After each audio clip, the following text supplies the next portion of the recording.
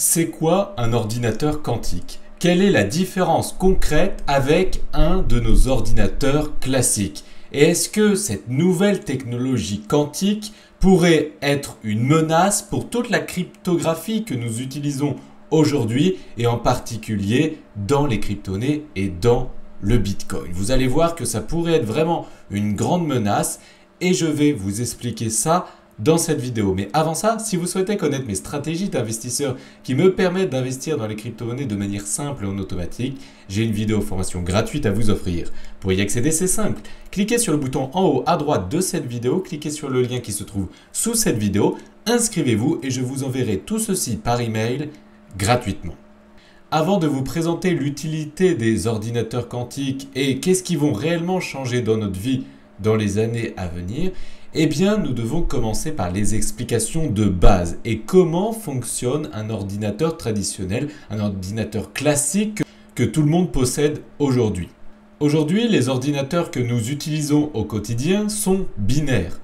Ils traitent l'information à l'aide de bits où chaque bit n'existe sous la forme que d'un 1 ou d'un 0 et rien d'autre. C'est pour ça qu'on appelle binaire, c'est noir ou blanc. C'est comme une lumière, en fait, qu'elle soit allumée ou éteinte. C'est comme ça que nos ordinateurs classiques actuels fonctionnent. Et ça, c'est très important, ce processus de fonctionnement, puisque les ordinateurs quantiques vont fonctionner d'une manière totalement différente. Mais avant de vous présenter concrètement l'utilité et les risques de ces ordinateurs quantiques, je vais vous donner un exemple pour que vous compreniez concrètement comment fonctionne un ordinateur classique actuel. Faisons un exemple. On va dire que nous sommes dans une bibliothèque municipale et que je recherche un livre spécifique qui s'appelle L'ordinateur quantique, c'est fantastique dans cette bibliothèque. Pour m'aider à rechercher ce livre, eh bien j'utilise la base de données de mon ordinateur classique que vous pouvez voir à l'écran. Je vais marquer dans la recherche de cet ordinateur le nom de ce livre et l'ordinateur va chercher dans toute sa base de données le nom de ce livre afin de connaître son emplacement. Donc comme on l'a dit à l'instant, les ordinateurs classiques fonctionnent avec un langage binaire. Donc c'est-à-dire que tout ce qui est dans cet ordinateur, une photo, une vidéo, ou dans ce cas-là, les titres des livres de cette bibliothèque sont traduites en ce langage binaire avec une suite de 0 ou de 1. Chaque 0 et chaque 1, c'est ce qu'on appelle un bit. Donc c'est parti, on va rechercher ce livre dans la bibliothèque. Je marque le nom de son livre dans la recherche de mon ordinateur classique et il devra chercher le nom de ce livre parmi les milliers d'autres livres qui sont stockés dans cette bibliothèque. Mais souvenez-vous, tout est écrit avec un langage binaire, donc tous les titres de ces livres sont remplacés par des 0 et des 1. C'est son langage à lui, en tout cas pour les ordinateurs classiques. Donc maintenant, ce que va faire l'ordinateur classique, c'est qu'il va comparer les suites de 0 et de 1, qui est l'équivalent au titre du livre que je recherche, avec les suites de 0 et de 1 de tous les livres qu'il existe dans cette bibliothèque. Et donc il va faire cette comparaison une par une, livre par livre, ce qui peut prendre énormément de temps. Donc prenons l'exemple avec ce premier titre de livre. L'oracle va comparer les 0 et les 1 ensemble. Si le résultat est 0, ça veut dire que la réponse est fausse. Et il va faire ce travail de comparaison pour chacun de tous les milliers de livres qui sont dans cette bibliothèque, jusqu'à temps que l'oracle arrive à une combinaison parfaite. Et c'est comme ça qu'on sait où se situera le livre dans cette bibliothèque. Mais imaginez qu'on trouve ce livre, non pas au bout de 2-3 comparaisons, mais au bout de milliers, dizaines de milliers ou centaines de milliers. S'il doit faire la comparaison à chaque fois, ça peut prendre beaucoup de temps. Et c'est le souci des ordinateurs classiques. L'objectif des ordinateurs quantiques est de faire exactement la même chose, mais en beaucoup moins de temps.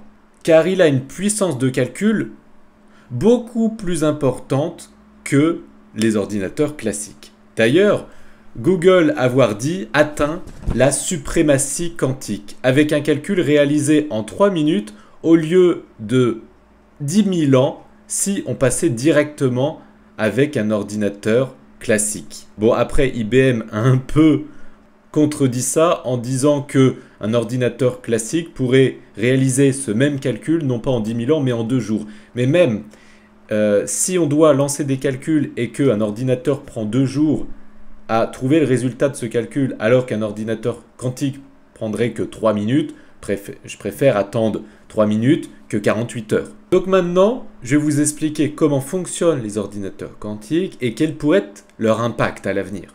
Donc pour aller plus vite, eh bien, nous pouvons utiliser des ordinateurs classiques un peu plus performants, mais ça ne va pas changer énormément la performance. Ce qu'il faut, c'est utiliser un autre type d'ordinateur, et c'est là où nous allons faire appel aux ordinateurs quantiques. Lui n'utilise pas de simples bits, il utilise des bits quantiques, qu'on appelle aussi des qubits. Ces qubits utilisent les principes de la physique quantique, et en l'occurrence les états de superposition. C'est-à-dire qu'ils peuvent prendre les valeurs 0 et 1 en même temps. Grâce à ceci, au lieu de comparer les livres un par un, ce qui peut prendre énormément de temps avec un ordinateur classique, eh bien là, tous les livres de la bibliothèque, sont tous comparés en même temps. Et pas à la file indienne, mais vraiment en même temps. Et c'est ça qui lui donne toute sa puissance, une puissance inégalée. Je ne vais pas essayer ici de vous faire comprendre la physique compliquée qui se cache derrière. Le point essentiel à retenir est que les qubits peuvent fournir des données plus complexes et nous permettent d'encoder davantage d'informations dans des ordinateurs beaucoup plus petits. Certaines entreprises technologiques, parmi les plus puissantes, comme Google, la NASA ou IBM, ont déjà réalisé des prototypes de cette technologie, qu'elles s'efforcent toujours de perfectionner. Mais nous sommes encore aux prémices de cette nouvelle technologie et ces ordinateurs font encore des erreurs et sont parfois imprécis. Et donc, d'après plusieurs scientifiques, ces ordinateurs seront théoriquement viables que dans environ 10 ans, donc potentiellement vers 2030 et plus. Mais à ce moment-là, quel impact aura cette nouvelle technologie dans nos vies? Et vous allez voir que l'impact sera grand. Dès qu'un ordinateur quantique fonctionnera concrètement, nos méthodes modernes de cybersécurité deviendront presque inutiles. Les algorithmes de cryptage actuels utilisent d'énormes équations et problèmes mathématiques qui sont pratiquement impossibles à résoudre avec un ordinateur classique. Un ordinateur quantique aurait le pouvoir de s'affranchir de ces algorithmes avec une relative facilité. Par exemple, en fait, vous savez qu'il faut, à ce jour, avec les ordinateurs classiques, un certain temps aux hackers pour trouver vos mots de passe, que vous utilisez par exemple pour protéger généreusement vos cryptos actifs sur les plateformes d'échange. Par exemple, avec la cryptographie actuelle et les technologies actuelles, si vous avez un mot de passe à 4 chiffres, il sera de toute façon trouvé instantanément par les hackers. Par contre, si vous mettez un mot de passe à 18 chiffres avec uniquement des nombres, eh bien il faudra aux hackers 3 semaines pour trouver votre mot de passe parce que l'ordinateur classique va devoir faire énormément de calculs, faire énormément de comparaisons pour trouver ce résultat, ce mot de passe, et du coup il lui faudra 3 semaines de temps devant lui pour trouver la solution et la clé de votre compte. Mais vous avez bien compris que avec les ordinateurs quantiques, tout ira bien plus vite et il ne faudra plus 3 semaines pour trouver votre mot de passe, mais ça sera instantané. Donc en fait, les ordinateurs quantiques et leur technologie vont casser les systèmes de sécurité que nous connaissons aujourd'hui. Rassurez-vous, ça ne va pas se faire dans les années à venir, ça prendra sûrement 10 ans ou plus. Mais il faudra revoir du coup tous nos systèmes de sécurité. Aujourd'hui, avec un ordinateur classique, pour miner du Bitcoin et valider le bloc et donc gagner un certain nombre de Bitcoin, les serveurs doivent trouver le résultat de calculs mathématiques très compliqués. Voilà pourquoi il leur faut beaucoup de serveurs et des serveurs puissants d'ordinateurs classiques pour résoudre ces calculs. Mais si un ordinateur quantique arrive, eh bien il lui faudra très peu de puissance pour réaliser ces calculs. Et là encore, ça peut mettre le Bitcoin dans une situation compliquée. Par contre, il semble que le réseau Bitcoin soit configuré de telle sorte qu'un pirate doté d'un calculateur quantique n'aurait qu'un temps très limité, en l'occurrence quelques heures, pour déchiffrer les informations, puis voler des fonds et corrompre des blocs. Ainsi, selon certains scientifiques, il faudrait environ 3 millions de qubits pour casser le chiffrement de Bitcoin en 1 heure. Donc ce temps semble jouer en la faveur du Bitcoin, car les ordinateurs quantiques en cours de déploiement par IBM ne dépasseront pas plus de 100 000 qubits après 2026, ce qui serait du coup insuffisant pour une attaque via calculateur quantique.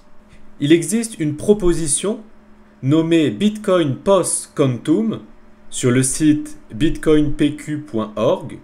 Ça serait un hard fork du Bitcoin qui utilise le XMSS combiné au WOST, qui sont des signatures 4.0 résistantes aux attaques quantiques. Par ailleurs, il y a aussi un développeur de Bitcoin Core new-yorkais qui s'appelle Eric Aronesti, qui a proposé en avril 2022, donc il y a peu de temps, une solution potentielle pour contrer les risques quantiques. En l'occurrence, implémenter une nouvelle méthode de génération de clés publiques qui utilise les algorithmes à sécurité quantique. Donc ce quantique, à l'avenir, aura de grands avantages, principalement en raison de leur capacité à améliorer les protocoles de sécurité.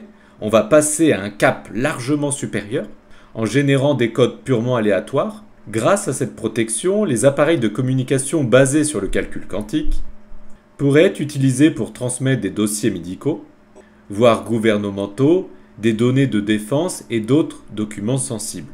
Le fait de pouvoir calculer et traiter autant d'informations beaucoup plus rapidement nous aiderait à trouver de nouveaux médicaments pour traiter des maladies. Les ordinateurs quantiques nous permettraient de mieux lutter face au changement climatique en permettant de meilleurs modèles logiciels décrivant ce qui se passe dans notre atmosphère, et cela pourrait nous aider à inverser les effets néfastes du dérèglement climatique. Si vous avez apprécié cette vidéo, merci de la liker, abonnez-vous pour ne plus louper mes vidéos. Et pour rappel, si vous souhaitez une formation gratuite pour vous aider à vous lancer dans les crypto-monnaies, voire même investir dans le quantique si vous souhaitez, cliquez sur le bouton en haut à droite de cette vidéo, cliquez sur le lien qui se trouve sous cette vidéo, inscrivez-vous et je vous enverrai tout ceci par email gratuitement. A très bientôt si vous êtes abonné, ciao!